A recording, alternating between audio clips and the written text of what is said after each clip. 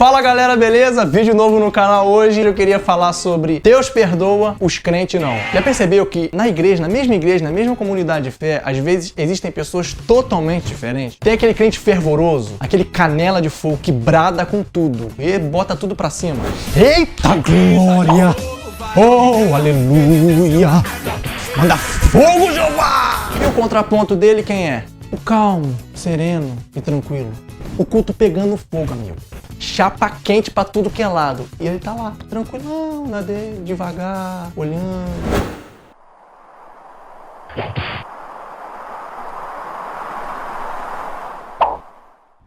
E não podemos esquecer do anotador. Ele anota tudo, ele sai anotando. Ele anota desde o versículo, ponto, subponto. O pastor fala uma frase, ele anota 5. Não sei de onde tira, ele vai anotando, não para de anotar. E o culto acabou, ele tá anotando. Meu Deus, o meu público tá acabando e ele tá anotando.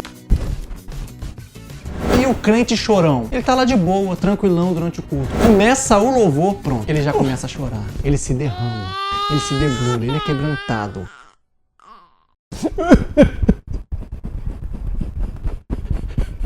E o que falar do risada frouxa? O risada frouxa sempre tem desse na igreja, pelo menos um. É aquele que começa o louvor e a adoração e ele começa a rir. Ele vai rindo, ele ri, ele gargalha. Por você, lindo. Ah, papai, paizinho. E o comentarista? O comentarista é legal. É aquele que o pastor tá pregando e ele comenta, ele chama Deus pro assunto, ele fala com o irmão do lado, ele manda indireta pro irmão também. É isso. Fala, Deus! Essa veio direto do trono. Pega ele, Jeová. Recebe aí, varão. Recebe essa. Essa foi forte. E eu fiquei pensando também, hoje na modernidade, o crente das redes sociais na igreja. Aquele que a mensagem tá boa, ele curte a mensagem não agradou, ele não curte, ele não compartilha. O louvor tá acontecendo e ele bota lá não curtir, hashtag desafinado. Ou então a mensagem tá muito legal, muito descontraída, ele bota lá hashtag chorei de rir, kkkk. E tem também o hater gospel, esse a gente não pode esquecer. Aquele que julga todo mundo, julga todos. Como seria esse cara, um irmão que tá se arrependendo, aquele irmão que tá quebrantado, pedindo perdão a Deus? Como que seria ele na igreja?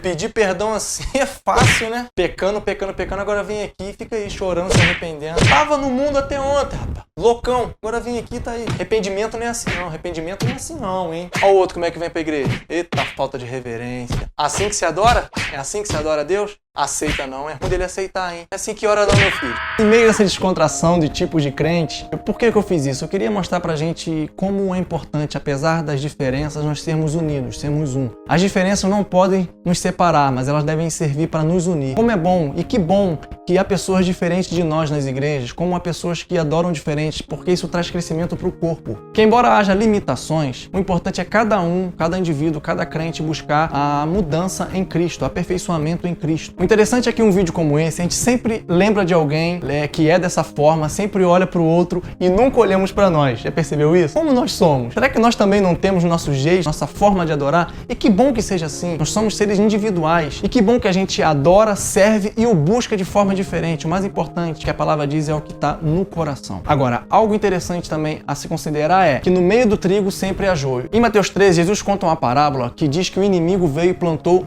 joio no meio do trigo. E olha que interessante, ele mesmo aconselha, se você for ler, que não é para que nós tirássemos o joio do meio do trigo, porque nós correríamos o risco de também arrancar o trigo, mas que no tempo certo, na colheita, será separado. Então com isso eu quero dizer que não cabe a nós julgarmos e olharmos quem é, quem não é, a atitude de alguém, se é correta ou não é, se a forma de adorar é correta ou não é, porque na verdade essa parte não cabe a mim e nem a você. O que cabe a nós é prezarmos pela unidade. E por que a unidade é tão importante? Porque é através da unidade que expressamos o amor. Não tem como eu expressar amor ao mundo se eu não sou um com meu irmão. Como eu vou expressar o amor se eu não consigo ser um com aquele que eu tenho algo em comum? Nós temos a mente de Cristo.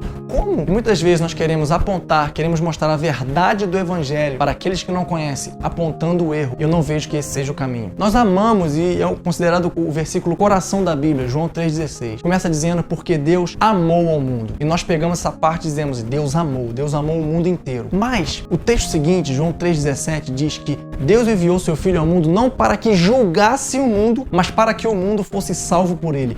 Cara, o próprio Deus diz que a ideia dele não é julgar, não é condenar. Mas a gente vai lendo João 3 e vai percebendo que aqueles que não estão em Cristo já foram julgados. E o que nós devemos fazer não é condenar e não é julgar. É mostrar para eles que existe um caminho e esse caminho para eles não é a condenação. Ou seja, se eu mesmo aqui estiver condenando, como ele vai conhecer o amor de Deus? E se isso não acontece primeiro na comunhão com os meus irmãos, apesar das diferenças, não preciso concordar com tudo para amar meu irmão. Eu percebo hoje muito nas redes sociais que quando eu não concordo com alguém, ou seja, eu discordo de um posicionamento, da forma do meu irmão pensar, simplesmente há um distanciamento, ou seja, eu não posso ter comunhão com ele, quando na verdade, pelo contrário. Isso não deve nos afastar, mas nos aproximar. Através das diferenças, sim, nós podemos crescer juntos. E se eu não consigo, com o meu irmão, ter unidade, desculpa, eu não vou conseguir exalar o amor de Deus na vida daqueles que necessitam. E não há outro caminho, repito, para que as pessoas sejam tocadas por Deus, que não seja através do amor. Hoje, o mundo, as pessoas não querem mais as nossas palavras. Elas não estão interessadas em ouvir sobre o amor, mas sim de receber, de ver o amor de Cristo em nós. Nós precisamos, é muito mais do que um discurso sobre amar, é demonstrar o amor em atitude, tá bom? Eu espero que esse vídeo tenha de alguma forma trazido uma reflexão à tua mente, ao teu coração, beleza? Gostou do vídeo, meu amigo?